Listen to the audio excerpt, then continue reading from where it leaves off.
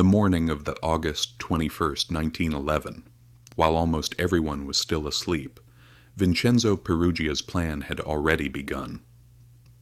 He had taken down a painting from the wall of the Louvre, perhaps the most important painting of all, and quickly headed down the back stairs. And guess who he was carrying under his arm? Leonardo da Vinci's famous Mona Lisa. Vincenzo was walking toward the exit, with fast, determined steps, when something completely unexpected happened. The door was locked, and footsteps were coming from upstairs. What was Vincenzo Perugia going to do?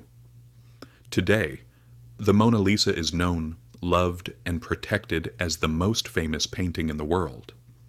Naturally, one question comes to mind. How did this painting become the most famous one on Earth? It is believed that Leonardo da Vinci began working on his famous portrait in 1503 for Lisa Gherardini, the wife of a Florentine merchant. He worked on the painting for more than 10 years. Even when he died, it still wasn't completely finished. But despite that, Mona Lisa turned into a masterpiece created with incredible techniques. Most importantly, Leonardo applied what he had learned from his studies on how the human eye perceives things. For example, he created a sense of depth by making distant areas look hazier, and softened color transitions using the sfumato technique. All of this is, of course, fascinating. But is this alone what made the Mona Lisa the most famous painting in the world? Of course not. Throughout history, many valuable portraits have been created, but none of them experienced the kind of adventure Mona Lisa did. Its journey to fame started with a mix of luck and social circumstances. After Leonardo da Vinci died, King Francis I of France bought the painting and began displaying it in his palace. In 1550, Giorgio Vasari praised Mona Lisa in his book about Renaissance artists, and its fame spread even more. Over the years, it became one of the most prized pieces in the French royal collection. At one point, it was even hanging in Napoleon's bedroom.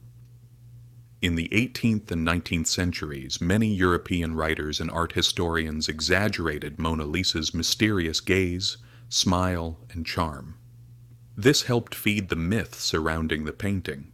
By the beginning of the 20th century, the painting was considered famous, yes, but still nowhere near the legendary status it holds today. At least, not until Perugia's theft. Because once the painting was stolen, it made headlines all around the world. People came to the museum just to look at the empty space on the wall. The police questioned Perugia, since he had worked at the Louvre, but they didn't think he could be the thief. They even interrogated Pablo Picasso at one point. Perugia hid the painting inside a double-bottom suitcase for 2 years and later tried to take it to Italy to sell it. He thought he was doing an act of patriotism, but thankfully, he was caught quickly. Once the mystery was solved, Mona Lisa returned to the museum and people rushed in to see the masterpiece. In the years that followed, songs were written about the painting, cartoons were drawn, and even in the museum people tried to attack it with paint or other objects. In its more than 500-year history, its eyebrows and eyelashes may have faded, but today it is protected behind bulletproof, earthquake-resistant glass. Now, the Mona Lisa is no longer just a Renaissance portrait.